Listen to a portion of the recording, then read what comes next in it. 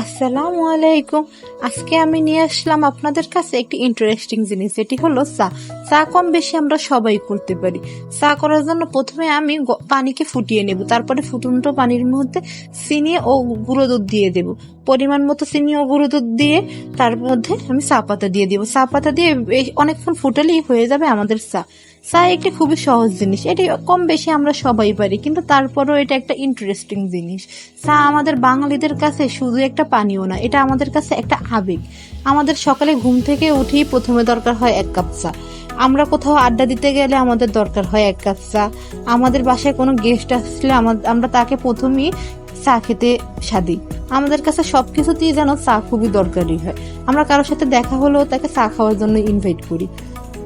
চা আমাদের কাছে একদম আমাদের বাঙালির একটি ঐতিহ্য। এটা কথা বলতে বলতে আমার চাটা কমপ্লিট হয়ে গেল। আমার চাটা কেমন লাগলো অবশ্যই জানাবেন। আমি তো শীত গরম 12 মাস চা খেতে খুবই পছন্দ করি।